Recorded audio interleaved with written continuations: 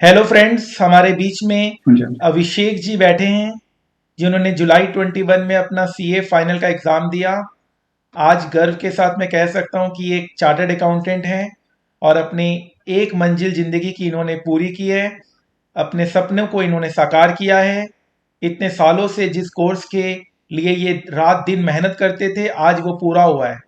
उतना ही नहीं, एसएफए में इनको 85% मार्क्स मिले हैं, जो वर्ल्ड का टफेस्ट कोर्स माना जाता है सीए। उसमें 85% मार्क्स लाना अपने आप में एक बहुत बड़ी अचीवमेंट है। तो हम जानना चाहते हैं कि इनका एसएफए में इतना अच्छा मार्क्स कैसे आया। साथ साथ डेफिनेटली इनसे मेरे को एटलीस्ट 2 या 3 पार्टी तो चाहिए ही चाहिए, क्योंकि ऑडिट और लॉ भी कहीं ना कहीं एसएफए के वजह से थोड़ा सेट ऑफ इफेक्ट आया है। तो जो भी स्टूडेंट्स का लॉ ऑडिट अच्छा नहीं है, उनको घबराने की जरूरत नहीं है। एसएफए में आ जाइए, लॉ ऑडिट आपका क्लियर हो जाएगा। तो अभिषेक जी बताइए अपनी जर्नी के बारे में, और एसएफए में आपने इतना अच्छा कैसा किया वो जरूर हमें बताएं, ताकि दूसरे भी आपसे मोटिवेट हो सके। हाँ अभिषेक जी बताइए, अपनी इस 85 की उपलब्धि के बारे में बताइए। इतना कमाल कैसे किया, क्या नोट्स आपने पढ़ा, किस तरह से आपने तैयारी की, ताकि दूसरे भी आपसे मोटिवेट हो सके। All right sir. सर जो सबसे पहले बच्चे जिस चीज में कंफ्यूज होते हैं वो होता है मटेरियल। आपने मैंने आपसे क्लास लिया है, किसी भी टीचर से आपने क्लास ली हो, आपका मटेरियल जो है वो रिस्ट्रिक्ट होना चाहिए, एक चीज पर आपको फोकस करना चाहिए। तो मैंने सिर्फ एक चीज पकड़ी थी, वो थी आपकी बुक्स, आठों के आठों मॉड्यूल। और आपने जो नोट्स लिखवाए हुए थे, जो आपके हैंड रिटन क्लास के अंदर जो नोट्स होते हैं, वो नोट्स सर एक तरीके से जैसे आप क्लास में बोलते हो कि these are the golden rules, इन्हीं को आपको पढ़ना है, इन्हीं को पढ़कर आपको एग्जाम में जाना है। वो इतने डिटेल्ड होते हैं और एक एक स्टेप सर को पता होता है कि हाँ जी, ये एक बेसिक सा पॉइंट होता है, बट उसमें बच्चा कंफ्यूज हो सकता है। तो वो चीज आपको पहले से ही पता होती है कि हाँ जी, यहाँ पे कंफ्यूजन आ सकती है। तो उसको भी मैं अच्छे से हिंदी में लिखवा दूं कि कोई अगर एवरेज बच्चा भी पढ़ेगा, क्योंकि क्लास में तो बहुत सारे तरीके के बच्चे आते हैं। अब एक बच्चा जो है वो बेसिक चीज में कंफ्यूज हो सकता है, दूसरा बच्चा जो ना हो कंफ्यूज। तो क्लास में तो कई तरीके के बच्चे आते हैं, बट आपको एक एवरग्रीन अप्रोच के साथ पढ़ाना है कि एक एवरेज बच्चा भी जिसको नहीं भी समझ आ रहा, वो भी इस चीज को समझ जाए। अब एक बेसिक सा पॉइंट है, उसको भी आप हिंदी में एक्सप्लेन कर दे रहे हो, तो वो भी काफी एक अच्छी चीज हो जाती है। और ये हर एक चैप्टर के लिए है। इससे होता क्या था कि एसएफएम की क्लास लिए हुए तो मुझे 2 साल हो गए। मैंने 2019 में आपकी क्लास ली थी, और मैंने वीडियो लेक्चर्स लिए थे, यहाँ जनकपुरी में सेंटर है वहां से। सो अब 2 साल के बाद मेरे पास वीडियो तो है नहीं, ना मुझे कुछ याद है कि हाँ जी 3 घंटे की, 3 साढ़े 3 घंटे की क्लास में क्या देखा था। बट नोट्स तो मेरे पास हैं, उनकी जो समरी है कि हाँ जी 3 घंटे, साढ़े 3 घंटे क्लास में सर ने ये पढ़ाया था। अब मैं उसको रिव्यू करना शुरू करता हूँ।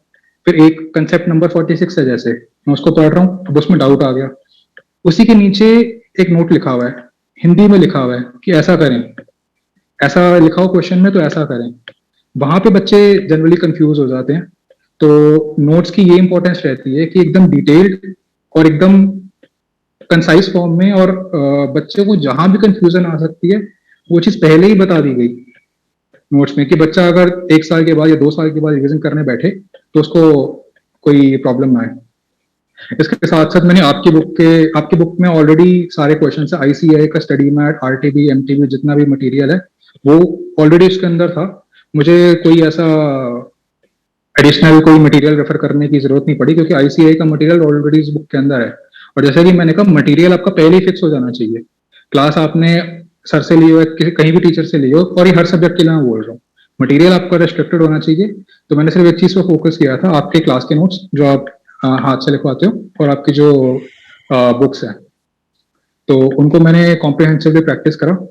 और पूरा थ्योरी पेपर के लिए क्या लिटरली, किया आपने, थ्योरी के लिए? थ्योरी के लिए सर आपकी वॉल्यूम 8 है, वो मैंने रेफर की थी। तो उसी में सारे क्वेश्चन आंसर फॉर्म में बनाया हुआ है, मैंने वो रेफर कर ली थी। और जो क्लास में स्टॉक मार्केट का प्रैक्टिकल होता था, उससे अच्छा लिंकेज बनता था, समझ में आता था क्वेश्चन। जब निफ्टी सेंसेक्स की क्वेश्चन आती थी तो समझ में आ रहा था, हाँ ये चीज हो रहा जी। है, ऐसा होता है। प्रैक्टिकल भी ऐसा होता है, हाँ तो जी, लिंक कर पा रहे थे उस चीज को। हाँ जी, हाँ जी सर। आपने मतलब उस टाइम पे मुझे याद है फ्यूचर्स का चैप्टर चल रहा था, तो वो आपने पूरा प्रैक्टिकल स्टॉक मार्केट का दिखा दिया। हाँ जी, ये वाली डेट है, और ये करंट मार्केट प्राइस और फ्यूचर मार्केट प्राइस जब पीरियड जीरो हो जाता है तो वो सेम हो जाते हैं। वो आपने प्रैक्टिकली चीज दिखाई थी। मैं जब लेक्चर ले रहा था तो उसमें वीडियो लेक्चर में सामने सामने दिख रहा था कि हाँ जी ये सेम हो जाना चाहिए अप्रोक्सीमेटली, और वो हो भी गया। आपने कहा कि ये 12 तारीख है और आज ये 25 तारीख को ये सेम हो जाएंगे, अगर हम ऐसे कुछ आपने एक एग्जांपल दिया था और वो हो भी गया था। तो वो एक प्रैक्टिकल चीज भी सामने सामने क्लास में देखने को मिली। इसके अलावा जब हमारी बेसिक क्लास शुरू हुई थी, जब आप फर्स्ट चैप्टर स्टॉक मार्केट का कराते हो, वहां भी आपने प्रॉपर डीमैट अकाउंट खोल के उसमें ये हो रहा है, ऐसे ट्रेडिंग हो रही है, शेयर फिजिकली ऐसे डिलीवर हो रहे हैं। और जब हम इंट्राडे करने जाते हैं तो 4 टाइम्स का मार्जिन ऐसे देना पड़ता है, तो वो भी आपने प्रैक्टिकली करके दिखाया। तो दैट वाज वेरी, एक मुझे लगा कि प्रैक्टिकल अप्रोच है। हम थ्योरी में पढ़ लेंगे, पास तो हो जाएंगे, बट कल को हम बाहर जाएंगे तो ये एडिशनल चीज है जो हमें पता होनी चाहिए एज अ चार्टर्ड अकाउंटेंट। तो वो भी एक एक्सपोजर आपसे मिला। आजकल लेकिन जब तो क्वेश्चंस दैट में वाज, करते हैं तो क्वेश्चंस को रट्टा नहीं मार सकते, मतलब इसको क्वेश्चन को भी प्रैक्टिकली समझना होता है। नहीं नहीं सर, प्रैक्टिकली समझना पड़ता है। और मैं अगर, अभी जहाँ पर मैं जिस फर्म में मैं काम भी कर रहा हूँ, मैं ये चीज बोलना चाहूंगा कि जितने चैप्टर्स हमने पढ़े हैं ना, बच्चों को लगता है कि हाँ जी पढ़ने के लिए पढ़ लो, बस पास हो जाएं, ये है वो है। बट मैं ये चीज बोलूंगा कि आप नॉलेज के लिए पढ़ो। आप सिर्फ पेपर को कैसे भी रट के बाय हुक और क्रुक पास करना है, वो उस चीज पे आप फोकस मत करो। हाँ, थ्योरी के कुछ टॉपिक्स में मानता हूँ हो सकते हैं आपको नहीं समझ आते, एंड है, टाइम नहीं रखना पड़ेगा, वहां तक ठीक है। बट प्रैक्टिकल चैप्टर्स हैं, 9 चैप्टर्स हैं जो प्रैक्टिकल हैं, इतनी खूबसूरत नॉलेज आपको पढ़ने को मिल रही है, तो that is something which you should be grateful for. और मैं भी बहुत ग्रेटफुल हूँ कि ये 8वां सब्जेक्ट मुझे पढ़ने को मिले, और इतनी खूबसूरत नॉलेज है, और हर एक चीज का प्रैक्टिकल रेलिवेंस है। अगर हम एसएफएम की बात करें तो 9 चैप्टर्स हैं जो प्रैक्टिकल हैं, इवन थ्योरी भी। बट अभी चलो मैं प्रैक्टिकल की बात करता हूँ। सबकी आज के वर्ल्ड में कुछ ना कुछ प्रैक्टिकल रेलिवेंस है। So try to gain as much knowledge as you can. Very तो गुड। आपको पढ़ने को मिल रहा है, हाँ। ये लाइन आपने बहुत अच्छी कही कि मतलब एक पढ़ाई की खूबसूरती को समझो, हमें पढ़ने मिल रहा है और यही सब चीजें आगे जाके जिंदगी में काम आने वाली है। तो बहुत अच्छा लगा आपसे बात करके, और आप जिंदगी में हम्म। हमेशा आगे बढ़ें। मैं आपको और बहुत सारे विशेष देना चाहता हूँ, और जब भी आपने कोई अचीवमेंट करना है या जब भी आपकी कोई अचीवमेंट हो जाएगी तो जरूर हमें बताइएगा, क्योंकि आपका जो नॉलेज है वो बहुत अच्छा है। बहुत सारी फाइनेंस की कंपनी आप जैसे स्टूडेंट्स को लेना चाहती है, हायर करना चाहती है। डेफिनेटली आप कंपनीज में जाकर, कॉर्पोरेट वर्ल्ड में जाकर आप बहुत अच्छा वहां पे भी कॉन्सेप्ट लगाएंगे, और जो ग्रोथ का बात हम क्लास में करते हैं वो ग्रोथ आप एक्चुअली करवाएंगे कंपनीज में जाकर। ये मेरा मानना है। मैक्सिमाइजेशन ऑफ जी। Shareholders wealth should be your objective, और मुझे लगता है कि आप वो पूरा पूरा पूरा उसको यूज करेंगे, और हर कंपनी में जहां जहां आप जाएंगे, जिस जिस कंपनी में आप जुड़ेंगे, वो कंपनी डेफिनेटली बहुत आगे जाएगी। Thank you Abhishek, thank sir you एक सो चीज मच। मैं हाँ प्लीज बोलिए, एक चीज मैं यहाँ पे और प्लीज ऐड थोड़ा करना जोर से चाहूंगा बोलेंगे। कि ये जो नॉलेज आपको पढ़ने को मिल रही है, ऐसा तो है नहीं कि ये सिर्फ इंडिया के लिए रेलेवेंट है। यूएस में भी यही चीज पढ़ाई जाती है। आप चाहे ऑस्ट्रेलिया में चले जाओ, वहां भी यही चीज पढ़ाई जाती है। तो ये जो कंसेप्ट हैं, लॉ हो सकता है, ऑडिट हो सकता है कि इंडिया के कंटेक्स्ट में बनाया गया हो, बट एसएफएम एक ऐसा सब्जेक्ट है जो पूरे वर्ल्ड में वैसे ही पढ़ाया जाता है जैसे इंडिया में पढ़ाया जा रहा है। फ्यूचर्स का एंड ऑप्शंस का चैप्टर है, ये भी हमने ये यूएस में भी वैसे ही पढ़ाया जाता है, इंडिया में भी वैसे ही पढ़ाया जाता है। तो अगर आप इन चैप्टर्स को पढ़ रहे हैं, आप ये मत समझिए कि हाँ जी मुझे सिर्फ पेपर पास करने के लिए पढ़ना है, या फिर हाँ जी मुझे ऐसे करना है या वैसे करना है। आपको इंडिया में तो वो नॉलेज रेलिवेंट है ही, आप यूएस में जाके भी उस नॉलेज का इस्तेमाल कर सकते हो।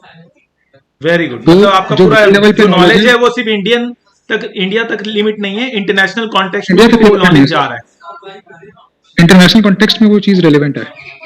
तो आप उसका मीनिंग तो समझो कि आपको ये you should be grateful for this कि आपको इतना सब कुछ मतलब पढ़ने को मिला है।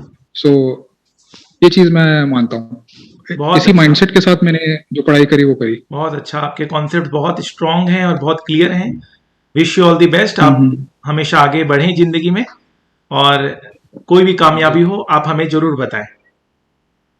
Thank you sir. Thank you. अपने रेज्यूम भी दे दीजिएगा, अपना रेज्यूम। आप, हम भी कुछ श्योर कंपनीज में सर, फॉरवर्ड श्योर। करते हैं, तो हम भी आपको श्योर कोशिश सर। करेंगे जितना हेल्प हो सके हम उतना करेंगे। Sure sir, thank you. Thank you.